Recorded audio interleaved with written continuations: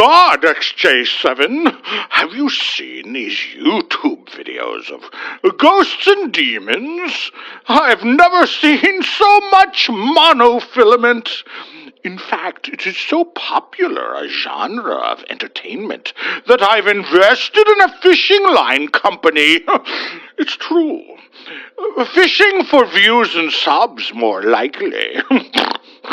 Well, perhaps I should package and sell a Ghost Vid starter pack consisting of matte black garb, a fishing line, a spring-loaded knocking mechanism, some baby doll heads, and a bottle of crocodile tears.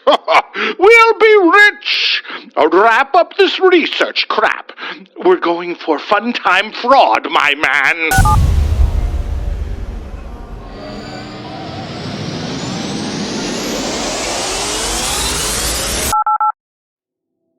His name, Simpson Suzuki, an everyman, an any man, an unmitigated mess of a mortal.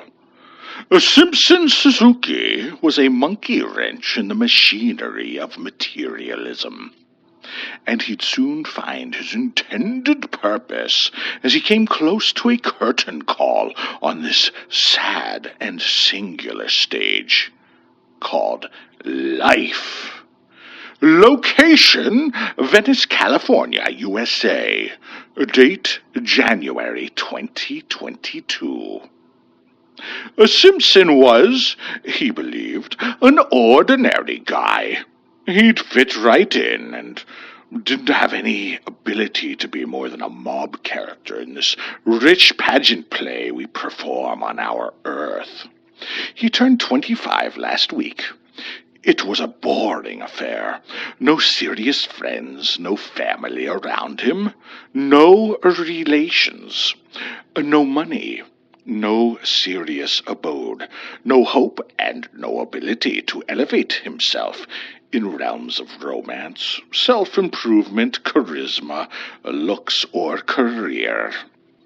Perhaps, on a positive note, he lacked any motivation, mostly due to a lack of any real pain or distress. He was a healthy man without being athletic.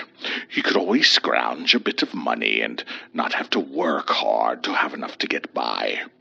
And he could pull the ladies with effort, but never find anyone serious or delightful to be his bestie. In other words, Simpson was caught in a comfortable clutch of absolutely average lifestyle without any escape. It drove him nuts. He foresaw nothing good to come. There was nothing truly horrible either, but he had the deep understanding that he would always be a nothing in the world. He would be a footnote at best in the lives of those he knew. He'd have to toil until his passing, and then he'd die alone wondering what the hell this was all about. Depression! Strong, hammering depression would hit him every so often, making Suzuki curl up into himself and avoid reality. Images, moments, words and actions of his would come back to him from the darkness of the past and replay before him. He would see the faces of people he knew, and embarrassing interactions would repeat in Suzuki's mind. Then another would take its place, and a procession of torture would rack his conscious mind. Simpson's mom, her face prominently before him, chastising him for being nothing. She was a witch, an actual witch, trained in the clandestine occult by the vast network of East Coast Luciferians. She hated her son, and would constantly belittle him. Fuck her! She died of cancer, screaming as her body was eaten alive by ultra-rare aggressive tumors, at the age of 45. Simpson's father, he would always tell Simpson he could be anything he wanted to be, but it was clear that he was lying to his son. Simpson's father always had this air of tenacious desperation, hoping something good would arrive one day. It never did. Simpson's last words to his father, 5 years ago, were, "I just want to be alone." His father left the room, gently closing the door, and could be heard shooting his brains out in the room next door about a minute later. Simpson's first girlfriend, an average high school girl, she liked to argue, trapping Simpson in logical fallacies until the boy just had to give up and stop talking. She would tell him that he was boring, listless, uninteresting, bland, unworthy of her, etc., etc. There wasn't any love, just some fun in between the sheets, so to speak. Curiously, she was found hanging from a tree outside her house the night before graduation. A suicide, so it seemed. She left a note saying she had no future, and life was boring. Simpson's second girlfriend, a true beauty, he found once he left home. Simpson's second girlfriend, a true beauty he found once he left home and moved to Los Angeles. She was in his same situation. A transplant hoping for a brighter future. As her future became brighter, his remained dull. In time, she felt he was a ball and chain, and tried to break it off so she could sleep herself skyward in the caste system of the big city. It didn't work. She couldn't be so selfish. Shortly after, she complained of being attacked by demons. The illusions became so strong that she was driven mad and committed suicide. Simpson's first boss in Los Angeles, a media mogul climbing the ranks. He had a family, a couple kids, but his first son developed a deadly and debilitating form of muscular degeneration not seen on Earth for 300 years. He divorced his wife and remarried to an 18-year-old supermodel. His last words to Simpson were, "You'll go a long way, kid. You have nothing to offer, no ideas, and no personality. You're perfect for the media game. You are the perfect nothing to do the dirty work for us scumbags up top." 2 days later, Simpson's boss overdosed on coke and heroin. They found his body being eaten by rats several days later. And on. Simpson's third girlfriend driven to suicide when he related to her his true views on life. Simpson's childhood friend threw himself off a high-rise in Chicago on his 21st birthday because he wasn't a millionaire yet. Simpson's first roommate in Los Angeles, found dead, floating in the Pacific off of Catalina Island after a weekend of reckless drinking and thoughtless marine maneuvers. And on. So many people he met were now dead. Yet Simpson had no lack of new acquaintances. He could always bed another broad or befriend another hopeful talent in the City of Lights. And yet all those lights were being snuffed out on their own terms. It was almost at 100, as far as Simpson could count. All those faces came before him, over and over. Then it would stop. He was free. Life was tolerably bland once more. Simpson put his mind to his troubles. Why couldn't he advance in life? Why couldn't he make more money? Get recognized as being something special? Have a windfall or a path paved by wealth and opportunity? Why? The world around him, the people he met, all so blasé. All of them so uninterested in him. Everything was at arm's length.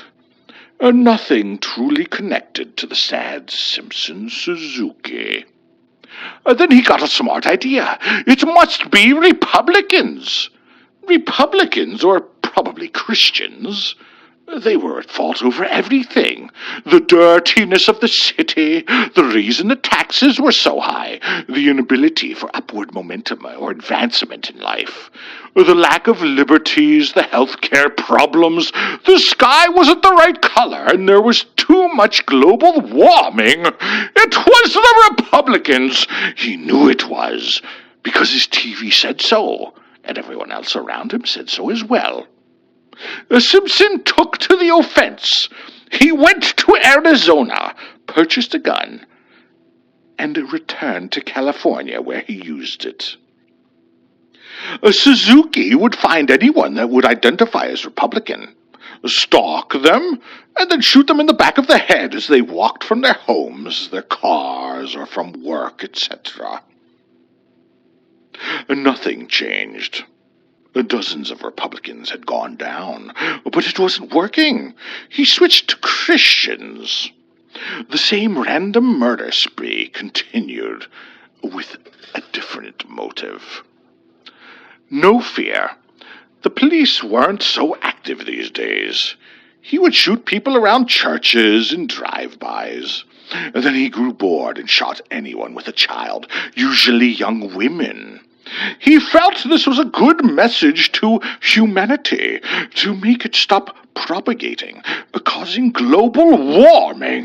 Global warming was serious. If you ever lived in L.A., it's clear the battle is lost because it never gets cold. Simpson would go into the farmlands in his spare time, shooting cows in the field to stop them from farting and destroying the ozone, or something. He'd run over pedestrians when possible, to get away with murder. He was on a one-man mission to save the world and be a homegrown hero. He was finally becoming someone.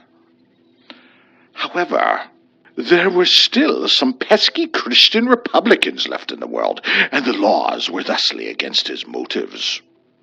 Despite his local legislature and state being so deep blue, he would still be a common criminal if caught for all his dozens of justified killings. It really brought him down. Simpson Suzuki was being crushed under depression again and again, as he wasn't actively killing or being social, until finally Simpson had a change of heart. He realized happiness wasn't going to be achieved by crusading for all that was just and justified in this world. These problems never go away, and no one else wanted to solve these problems either. His environmentalist friends were the biggest litterbugs. His carbon footprint pals drove the biggest trucks. His staunchest liberal friends all wanted fascist totalitarianism. The people crying for love all hated. The inclusive diversity crowd were the least accepting and most narrow-minded. And even he began to believe the media might have been lying to everyone all this time. Simpson realized that life wasn't about goodness and community and love and acceptance. Life was truly about selfishness and destruction of others, while grasping for filthy lucre and sexual satisfaction. Hedonism, mammonism, mendacity, everyone mendacious fools. And that really brought Simpson Suzuki down indeed. So he smoked a huge bowl of legal hash and decided he might be as much of a problem as everyone else. There truly was no reason to live. This material world was always against him. The odds on the side of those focused on ruthless goals of domination and dominion over the darling dollar. It was time to bow out of his performance for good. Simpson purposefully went to Santa Monica Pier and threw himself off headfirst in the middle of the night, to land in the sand in a weird depression left by a bunch of clowns having a party earlier. He rolled into the sand and woke up hours later, with an aching back and some deep bruises. A few days later, Simpson felt better. The perfect time to end his life. He decided to drown himself in a pool behind some rich guy's house. Simpson tied a cinder block to his neck and walked into the pool from the shallow end. And as he descended, so did the water. He walked down through the pool, struggling with his heavy concrete block. And he could never find enough water to get his head under, until the pool was drained. A burly Mexican pool worker came to the edge of the pool and asked what Simpson was doing. Suzuki told the man plainly. The Mexican told Simpson to GTFO, and Simpson obeyed.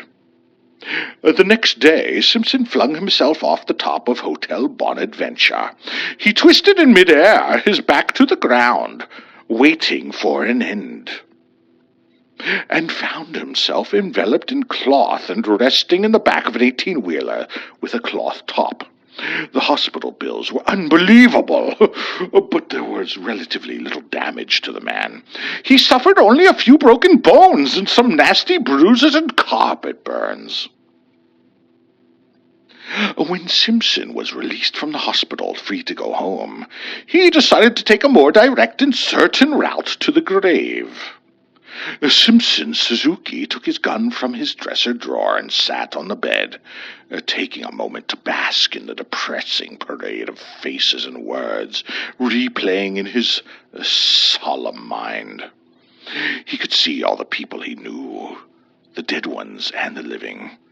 He could see the people he murdered, and that was good enough to provide him the courage to end his life with a properly placed bullet to the skull. Simpson could hear the explosive pop, feel the bullet enter his cranium, and pull the far side of his skull apart as it ruptured his head and released blood and brains across the room. Everything went black. The first moment of post-mortem consciousness was startling. Simpson had bought into these stories everyone spun, all those fantasies about how there is only material life and nothing before or after. However, Simpson had all of his senses, all of his mental faculties, and all of his emotions intact. The next moment, Simpson could see he was in a barren, hot, crudely carved cave. Sounds of fire and wailing penetrated his entire body. He sat up to see a demonic creature on a throne of skulls. It was distracted by Simpson, surprised in those deep black eyes surrounded by endless red wrinkles and ruined flesh. "What are you doing here?" it asked. "Why are you here?" Suzuki couldn't say anything. The experience of meeting Satan was completely unexpected. Everything he was told about life and the afterlife was a lie. The demon continued to address the hapless young man before him. "Your idiotic mother sold you to me. You are mine," the devil told unabashedly. "She rots in my domain, as you will someday." Simpson began to cry in fear. "However, young moron," the evil personage continued, "I don't want you here. You are so much more useful when you are alive. You are the most efficient agent I've had in millennia. You cause so much more destruction and pain than I could ever hope from a true acolyte dedicated to my cause." And with a dismissive wave of a clawed hand, the hellion forced Simpson outward and upward, into darkness once more, with only the words remaining, ringing in the man's ears. Go back to work, the devil had growled. Silence. Out of blackness, Simpson Suzuki awoke in his room. He smelled gunpowder. He felt awful. There was a massive headache welcoming Simpson back to the world. He sat up to see blood everywhere, but no brains. Simpson felt his skull. Nothing. Nothing, meaning no exit wound, no blood, no entry wound. There were no fragments of flesh and brains in the room. Only blood splatters and a perfectly placed, undischarged bullet sitting next to his favorite handgun on a bed soaked in blood.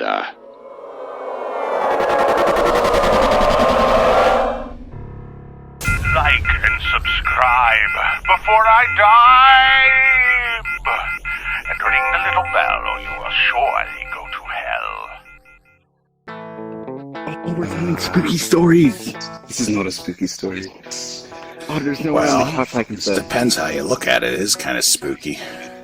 I guess so. Wait, that's it? That's the end of the story? That is a